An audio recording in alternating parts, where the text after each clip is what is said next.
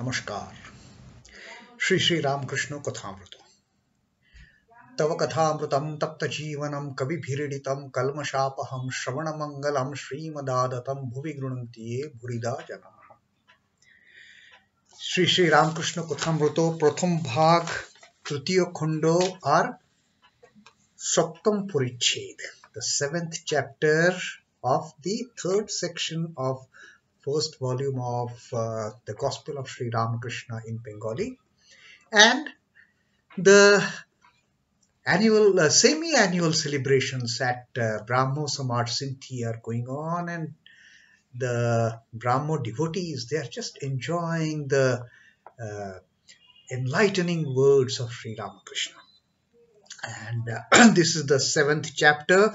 In 6th chapter, we have seen Sri Ramakrishna talking about the seven planes in the human body, and how as the mind comes up from one plane to another, how it gets spiritual illumination one after the other.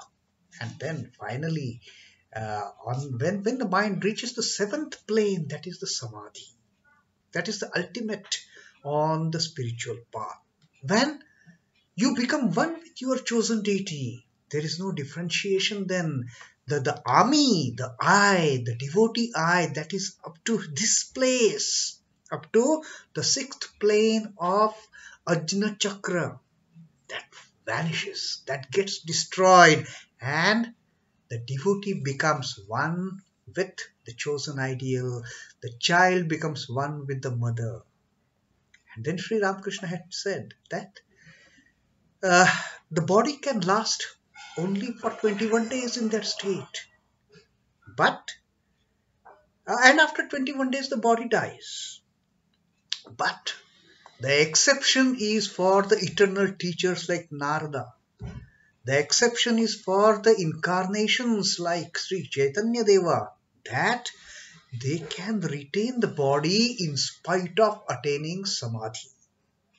They are like those huge logs of wood which are floating on the river, and they not only float by themselves, go from one place to another, but they have the capacity, even if human beings, people stand or sit on those logs, people are also taken by those logs to the other bank, to the other shore.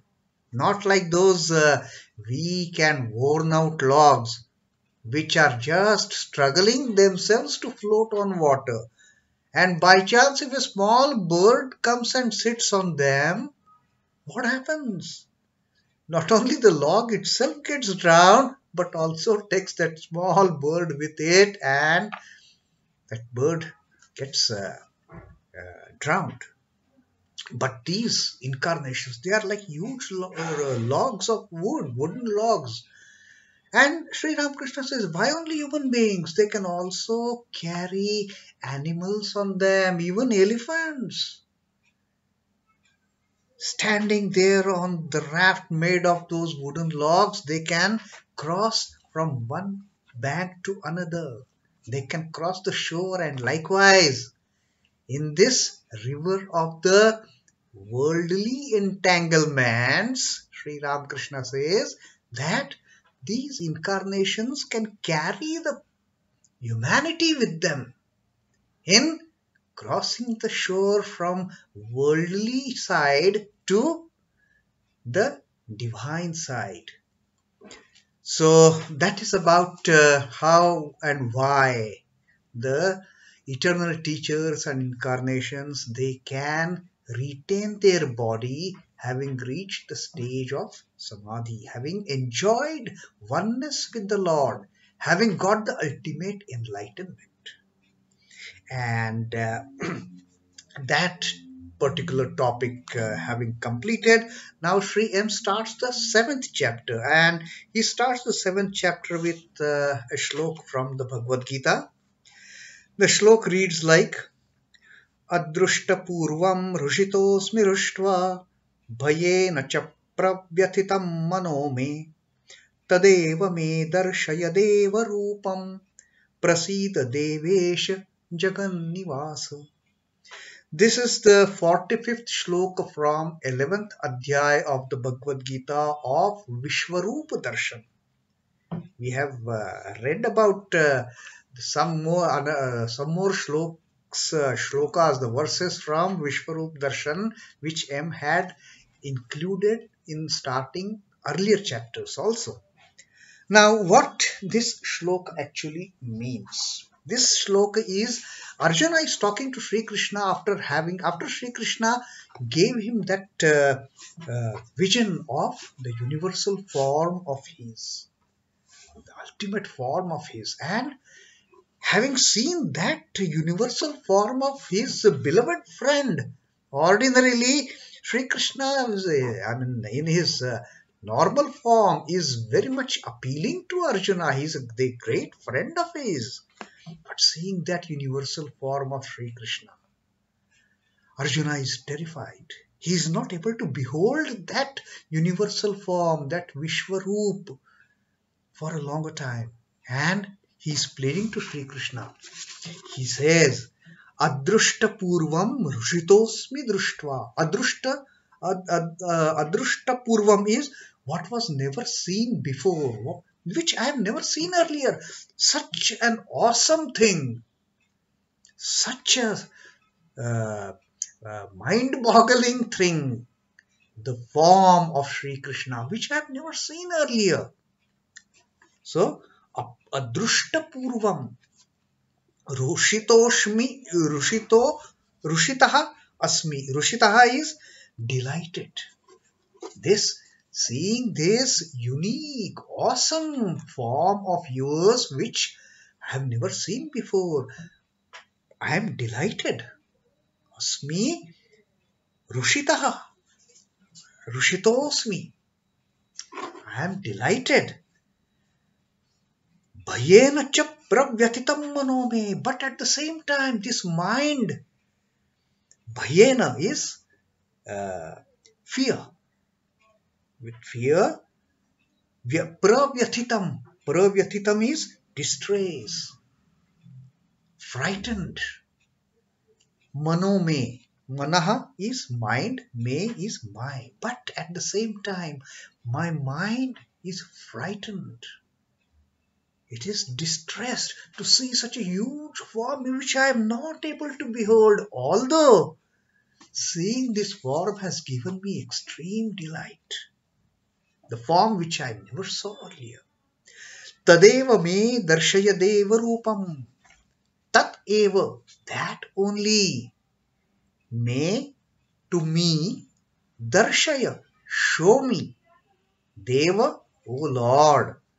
Rupam prasida, the form. Prasida devesha, O Lord of gods. Devesha is Deva Isha, the Lord of gods, the Lord of lords, the God of gods. Have mercy on me, prasida, and give me that your normal form. Devesha Jagannivasa, O abode of the universe. I rejoice. I am very much delighted that I have seen what was never seen by me earlier, that universal form. But my mind is confounded with fear. I am frightened to see that form. I am not able to behold that unusual, awesome form for long, O Krishna. And then he says, show me that form only, that your normal form, O God, O my beloved Lord, O God of gods and the abode of universe. Because after seeing that universal form, after seeing that Vishwarupa, Arjuna had seen the entire universe being contained in Sri Krishna. And therefore he addresses him as Jagannivasa, one in whom the entire universe is contained, the abode of universe. So that is how Sri M has started this chapter, and typical of Swami Chidbhavanandaji's commentary. He has included a very apt quote by Sri Ramakrishna, which so much is in line with the meaning of this shlok, that how a devotee gets frightened looking at that universal form of God. And Sri Ramakrishna says, Brother Hari puts on the makeup of a lion for fun of it and teases his sister into fear. He just puts on a lion, mask of lion, and comes in front of his little sister, and that kind of action he does, and his sister gets frightened by seeing that form. Exactly like Arjuna has got frightened after seeing that universal form. That is absolutely, I mean, he's unable to behold that form. But when he sees the just too much for the timid girl, but when the brother realizes that my younger little sister has got really frightened so much, then he throws away the mask and reveals himself in his true form. So when he sees that yes, his sister is really frightened, then he just throws off that mask and shows his usual loving face to his little sister. In this wise, Brahman covers himself with Maya and puts on a destructive and terrible form. When the veil of Maya is removed, he shines in his original calm and blissful splendor. So this is what Sri Ramakrishna has spoken about, and which Swami Chidbhavananda ji has included that quote to explain this shlok further.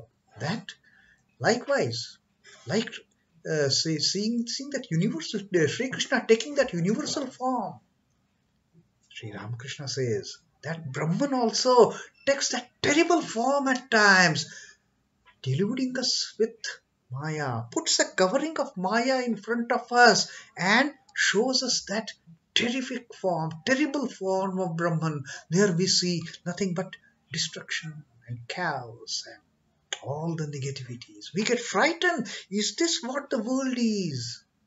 And then Brahman, like Arjuna told Sri Krishna, you appear before me like my friend Sri Krishna. I am not able to behold this form. Sri Ramakrishna says, likewise, the moment the devotee tells him, don't show me this terrible form, Brahman, out of compassion, removes the veil of Maya, removes the mask of Maya, and appears before the devotee in that peaceful, calm, serene form. That is what Sri Ramakrishna has told. Now, we start reading from the chapter. This chapter is about Sri Ramakrishna is telling about one happening at Dakshineshwar, the story of from his life. Once what had happened at Dakshineshwar, that story about Dakshineshpure, Radha Kanter Ghore Goena Churi.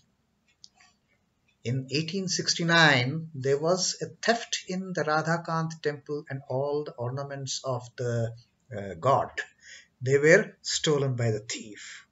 And Sri Ramakrishna is going to talk about this story in this seventh chapter. So, and in relation to Ishpurer Aishborjo Varnana. In fact, the entire chapter is about Brahmo Samaj Prarthana Paddhati, the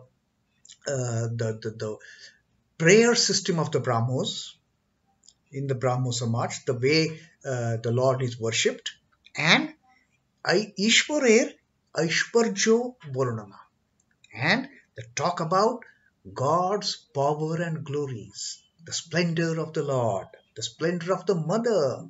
That is what Sri Ramakrishna is going to talk in this seventh chapter. And while talking about it, he is going to give an example, a past story, just a flashback about the theft of ornaments from Radhakant temple in Dakshineshwar. So Sri Ramakrishna talking to Brahmo devotees, Sri Ramakrishna, Shivunathadir Prati. He is talking to Shivanath and all other Brahmo devotees, addressing to Shivanath and other Brahmo devotees. Haga, Tomara, ঈশ্বরের ঐশ্বর্য অত বর্ণনা করো কেন? Sri Ramakrishna wants to know from Brahmo devotees that, well, my dear sir, you see, even Sri Ramakrishna is giving such a great respect to Shivnath Shastri that he is addressing him in that respectful manner. Oh dear sir, why do you dwell so much on God's glories and powers? তোমরা ঈশ্বরের ঐশ্বর্য অত বর্ণনা করো কেন? All the time you are praising his glories, about his splendor, about his power, about what God does. He has done this, he has done that. And then Sri Ramakrishna says, আমি কেশব সেনকে এই কথা বলেছিলাম.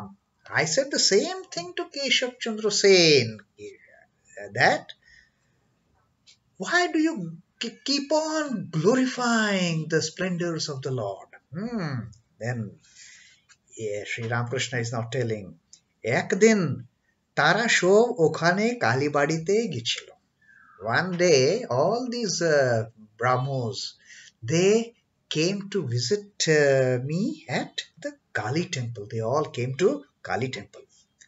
Keshav and other Brahmo devotees. And Sri Ramakrishna says further, আমি বললাম তোমরা কি রকম লেকচার দাও আমি শুনবো. And Sri Ramakrishna said, I told Keshav that I want to listen the way you give your lecture, the way you talk. What do you talk? I want to listen to it. And Sri Ramakrishna requested Keshav Chandra Sen to give a lecture there in the Kali temple. তা গঙ্গার ঘাটে চাঁদানিতে শোভা হলো আর কেশব বলতে লাগলো. And then there in the Chandani, that platform portion, just as we enter the Kali temple from the Ganges side, from the western side, there is a platform like Chandani, a pedestal, where people can sit and have meetings and talk. So Sri Ramakrishna says, there we all sat and Keshav started giving his lecture. Keshav bolte laglo. বেশ বললে আমার ভাব হয়ে গেছিল. Sri Ramakrishna says he spoke so beautifully. Keshav Sen, of course, was a wonderful orator. I mean, he was respected by so many youth of Bengal for not only his character as such, but even his speaking ability. Such a wonderful oratory. And even Sri Ramakrishna appreciated it. He said, বেশ বললে, he spoke so well. আমার ভাব হয়ে গেছিল. Sri Ramakrishna says, I went into trance, listening to his beautiful words. I just entered trance, a samadhi. And পরে কেশবকে আমি বললুম, তুমি এইগুলো এত বলো কেন? Sri Ramakrishna says, but I told Keshav that why do you speak like this? That's what Sri Ramakrishna, just commented upon Keshav's lecture, although he had liked it very much. He went into trance listening to Keshav's words. But then Sri Ramakrishna said, why do you speak in this vein? Why do you speak like this? Why do you speak so much about this? About what? হে ঈশ্বর, তুমি কি সুন্দর ফুল করিয়াছ, তুমি আকাশ করিয়াছ, তুমি তারা করিয়াছ, তুমি সমুদ্র করিয়াছ, এইসব. And Sri Ramakrishna said, I told Keshav, why you keep on harping upon it? Talking about the glories of the God, that, oh God, you have created these beautiful flowers. You have created this vast sky. You have created these stars and planets. You have created this vast ocean. Why so? Why you keep on talking like this? And then Sri Ramakrishna says, যারা নিজে ঐশ্বর্যে ভালোবাসে তারা ঈশ্বরের ঐশ্বর্য বর্ণনা করতে ভালোবাসে। And then Sri Ramakrishna addresses his own question. Why do you speak like this? You know why? The one, the one who likes all these beauties of the nature, the one those who love splendor, the glories, the one who love these things, they only they love to talk about God's splendors also, because their minds are filled with splendor.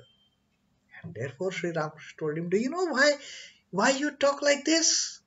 That, oh God, you have created such beautiful flowers and the sky and the moon and the stars and the ocean, all this huge, wonderful universe.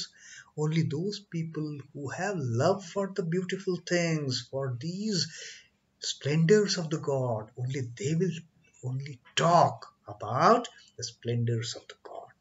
So that is what Sri Ramakrishna narrated about this story about Keshav's talk at Dakshineshwar, about talking about the greatness and the splendors of the God. And Sri Ramakrishna then tells him, Keshav Chandra Sen, that this is why you say like this. You love to talk about God's splendor because you yourself love the splendor. You have it in your mind, that's why you can bring it out. You can relate it with the God's splendor. So that is how. And then Sri Ramakrishna is going to talk about that story that he is going to tell Shivanath and other Brahmo devotees about the theft in Radhakanta temple. That reading we will take up tomorrow. For now, Om Namah Shri Bhagavate Ramakrishnaaya. Shri Ramakrishna Arpanamastu. Jai Thakur, Jai Ma, Jai Swamiji.